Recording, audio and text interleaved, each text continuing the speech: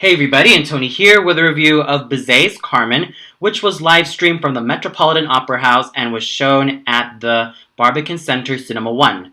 The director of this live stream was Matthew Diamond, the conductor was Pablo Eras Casado, the production was done by Richard Eyre, the set design and costumes were done by Rob Howell, the lighting was done by Peter Mumford, and the choreography was done by Christopher Wheeldon. Now, I don't need to reiterate of why I really love Bizet's Carmen with a passion, nor do I need to reinstate of why I love the music and the characters so much that it practically sends me on an operatic nirvana. So let's cut to the chase. Now, since this is a live stream coming from the Met, your usual expectations is, well, before each act of the opera, there is an introduction made by one of the singers that are like stalwarts of the Metropolitan Opera House. And tonight's host was none other than the American coloratura mezzo, Joyce DiDonato. Now, as a host, she was actually pretty good and very nice to interact with. And once upon a time, I actually saw Joyce DiDonato in person at the Deutsche Oper. I almost wanted to say hi to her, but just like the nervous operatic fan I was kind of shy, and I was kind of scared that I might make myself feel awkward, especially for someone as famous and someone as revered as Madame Di Donato. So, as a host, I thought she was pretty decent, and I thought she was very down to earth. The only problem that I have technically is how she was looking at the camera. It seems as though that she wasn't really looking straight into the lens, much like me in my older reviews. Yeah, that was kind of a mistake that I had back then. And she seemed to be reading off the cue cards that were kind of placed above the lens, and it was kind of a little bit of a shortcoming, and it was kind of a little bit of a pity, because, well, she was quite a warm host, and she really interacted well with the singers and with one of the crew members behind the production of Carmen. So overall, she was very down to earth and very, very sweet as a host.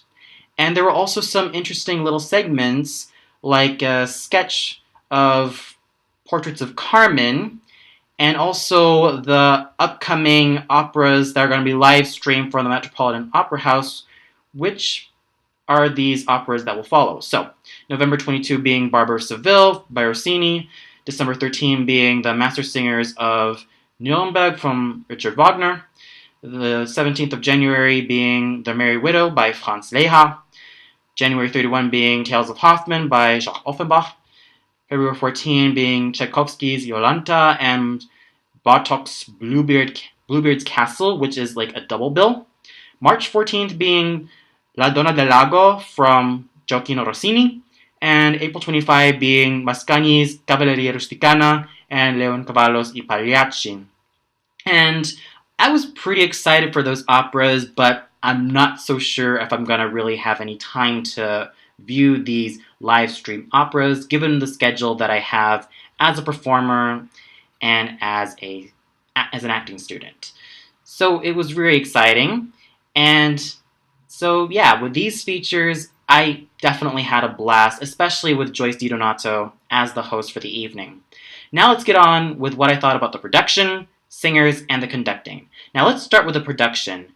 Now, just like what Joyce DiDonato said, this production of Carmen is set in the 1930s fascist Spain. And I thought it was able to keep with the vibrance and the color that really made Carmen a very memorable opera. And what I've seemed to notice about this production is that before each act starts, there are usually dancers on stage. Like in the first act, we see a man and a woman like doing some type of flamenco, ballet-ish type of, or even jazz-like type of dance, in which it kind of shows, well, this is the story that we're going to get ourselves into. Like, it's a story about passion, love, and power. And from then on, in the second act, we see a group of dancers, like, almost dancing a slow flamenco, which builds up into something a little bit more rapid and exciting. And then in the third act, the entr'acte, we see the man and the woman dancing, and it seems to really like foreshadow like lost love and love being regained. And in the fourth act, we basically see the crowd after the overture of the fourth act.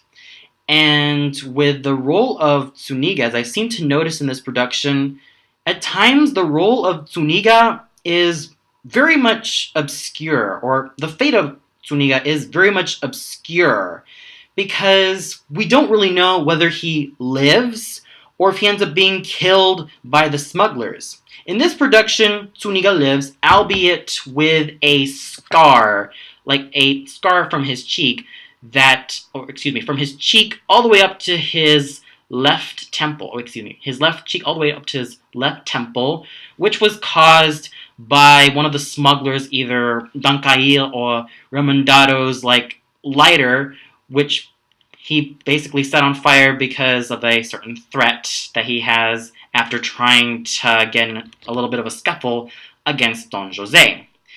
So it was actually quite interesting seeing Tsuniga still alive, and probably in the final moment of Carmen, I can pretty much presume that was him holding up the rifle, almost about to kill Don Jose after Don Jose kills Carmen, which I thought really added a little bit more to his character, rather than the character who usually is the leader of the corporals and then gets his ass handed to him by the smugglers with his fate unknown, or probably in some moments dead or killed. So it's actually quite nice to see Tsuniga on screen one last time, and the lighting definitely helps. It really sets the tone of each moment of the opera. Now, in the second act, I seem to notice that there was a sort of bluish hue, which represents that the whole action takes place in the evening, or somehow late at night. And even the same thing can be said on, it takes place in the third act in the hills, or the mountains, which is like a cold and dark night.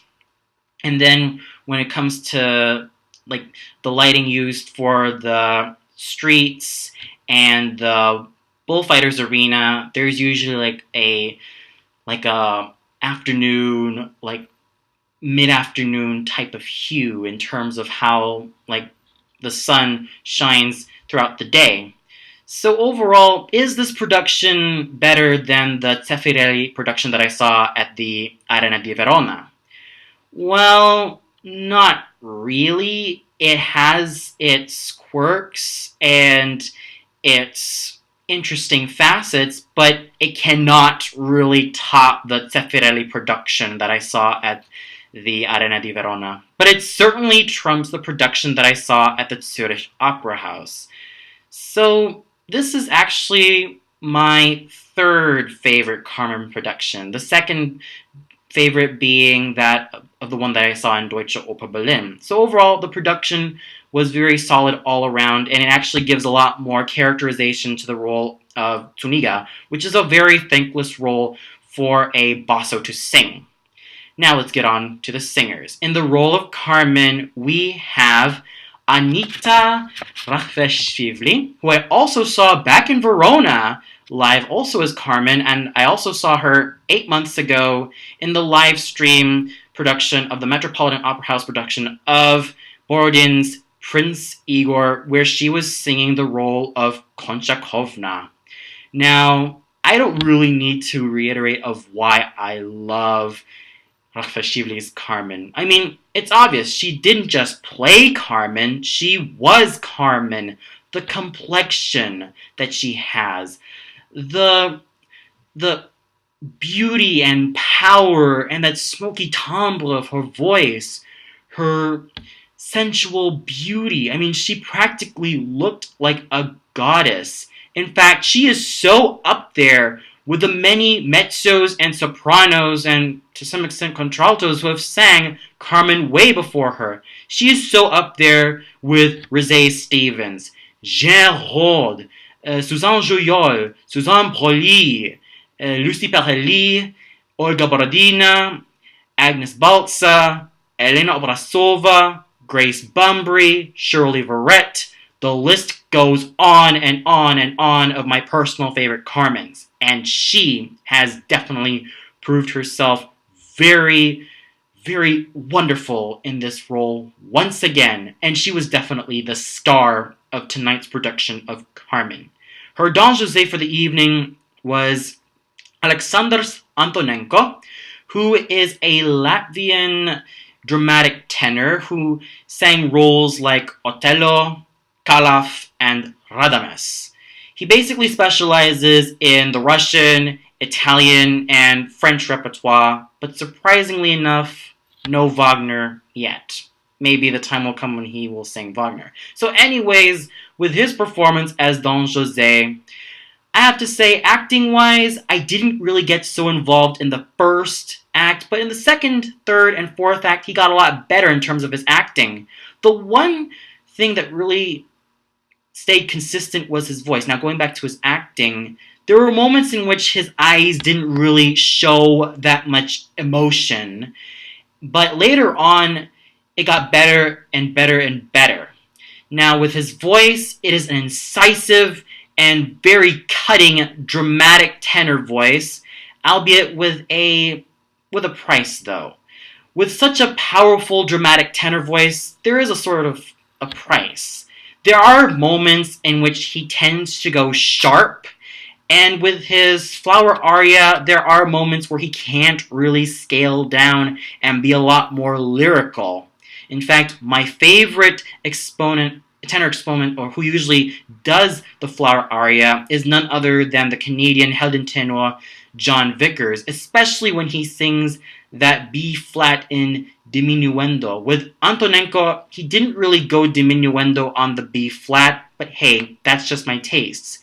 Still, even though there are moments that he goes sharp, and even if his acting was kinda meh in the first act but got better and better and better, he proved himself to be a very engaging singer, especially on the fourth act with Miss Rachvelishvili. It was just so involving and just so powerful that, oh yeah, and also physical, that I was practically having my jaw drop, just like how any appropriate Carmen finale should be. And he is definitely on his way to really building himself up as a great dramatic tenor. If only he could just scale down like parts of his passages to only a little bit.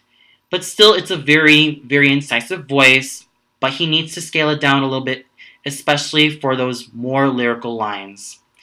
And there are moments in which he should be a little bit more involved with his acting, but still, it's a pretty good portrayal of Don Jose. Now we move on to the Micaela, who is sung by Romanian soprano Anita Rachvelishvili. Now, Anita Rachvelishvili basically specializes in both the full lyric soprano and the light lyric soprano repertoire, much like her predecessors Mirella Freni and Adriana Maliponte. Hearing her as Micaela was an absolute treat. Her voice was gorgeous. Her timbre was pure and sweet, just like how any Micaela should be. She didn't sound too old. She doesn't sound too mature. It has a very youthful and very sweet ingenue-like timbre that just really melted my heart, especially when she sang her solo in the third act, Je dis que ne rien m'épouvante. It was an absolute treat to see Miss Rachvelishvili sing this wonderful role, though thankless at times. She even admitted that, yes, the aria that she was going to sing in the third act would be quite a challenge for her because Micaela is not seen in the second act. She's only seen in the first and the third act, which is kind of a very thankless role, but it's very rewarding when you have a soprano like Miss Rachvelishvili singing her heart out. And she really looked the part too. She looked like a girl of, let's say, 17 or 20, though it basically specified that she is 17. The character Micaela. And overall, it was a very, very wonderful portrayal with her sweet, ductile voice and her very endearing stage presence. She definitely made Micaela her own, and I kind of felt sorry for myself for not seeing her performance as Mimi, but I did get a little bit of a snippet when she was rehearsing that part. Probably back then, like 8 months ago, when I saw the performance of Masane's Berta, also live streamed for the Met. So overall, Anita Rachvelishvili as Micaela was an absolute treat. And then we get to the Escamillo, who was sung by bass baritone Ildar Abdrazakov, who I also saw 8 months ago as the title role of Prince Igor. He was totally in his element as Escamillo. In fact, I really love him in these basso baritone roles.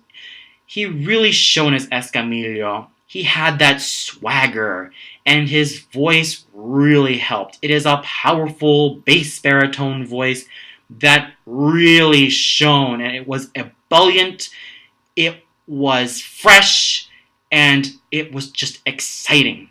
Even Abdrazakov admitted that, yes, the Toreador song was very challenging for him, considering how many times he has to sing those low notes, sing those high notes. And even that final high note at the end of the Toreador aria, that high F, it was actually well sung from him. He does a very great job at making one of the most memorable characters come to life, and he really did fantastically. Now, with the Zuniga of this production, who was sung by Keith Miller, I'm less crazy about his voice because it has a very woolly and very tin-like quality to it. Because when it comes to Zuniga, I usually expect a more plush and deeper sounding voice, a la Veit Hogna from Meistersinger from Nuremberg, Hunding from Die Walküre, and even Zakaria from Nabucco. Now, even though I kind of had a little bit of an issue with Mr. Miller's voice because it was woolly and tinny, he made up for it in terms of his stage presence. There are moments in which he was able to make Zuniga a very dignified and very straightforward type of character, but in the second act, he kind of shows his true colors, especially when he wants to make love to Carmen. And then we see him again in the fourth act with the scar on his face, and he was still able to give that very dignified and very gentlemanly type of character, and he does the role really well, even though his voice does need a little bit of work. Hey, I'm sure that in 10 years' time, it'll be a lot fuller, it'll sound a lot more plush, and I'm sure that he's probably going to have a bright future singing more basso and bass baritone roles. We'll never know. Only time will tell. And then we proceed to the Frasquita and Mercedes of this production.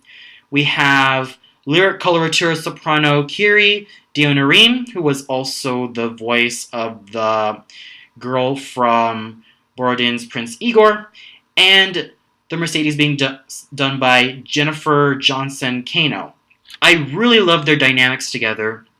You know, Kiri Dionarin with her silvery, sweet, lyric coloratura voice that managed to be so ductile and very sweet and gracious, and with Jennifer Johnson Kano's voice being a more lyrical mezzo.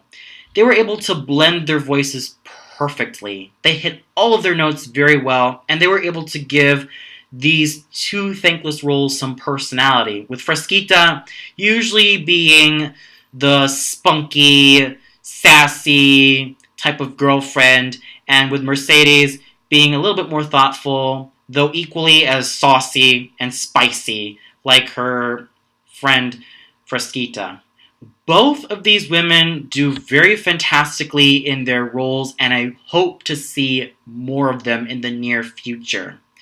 Now, the person who sang Morales, who is John Moore, he was actually pretty good in his role, and I could really see a bright future in terms of the lyric baritone repertoire. So I really hope to see more of him in the near future. And then we have the Dancail and Remandado, sung by baritone Malcolm Mackenzie and tenor Eduardo Valdez. Now, even though I prefer a character tenor singing Dancail, I absolutely love the color and the timbre of Mackenzie's voice. It's very ebullient, it's very fresh, and his acting was very much involving. And with Eduardo Valdez's Remandado, he was able to make Remandado quite smarmy, yet very fun-loving. So overall, there was great amount of singing from everyone, and not to mention the dancers who were Maria Kovrovsky and Martin Harvey. These two were absolutely fantastic in terms of their dance interludes. They had magnificent chemistry, and they really paired up very well with each other. So overall, even though I do have some quibbles with some of the singers, I definitely felt that it was still a magnificent cast of singers, with Anita Rachvelishvili being at the top of her game, as usual. And the conducting done by Maestro Eras Casado was absolutely stunning. The overture really got me into the opera effectively, and so did everything else. So overall, what a great night of opera this was. All thanks to such magnificent singing from Mademoiselle Rachvelishvili, and great conducting by Maestro Eras Casado, and a very great production done by Richard Eyre. So kudos to all of the cast members, and a huge thank you to the Metropolitan Opera House for live streaming this production. Well, that's all for now. Tune in tomorrow where I review Mr. Turner, which is going to be shown at the View Islington Cinemas. So until then, this is Antoni signing off and wishing you all a good night. And also,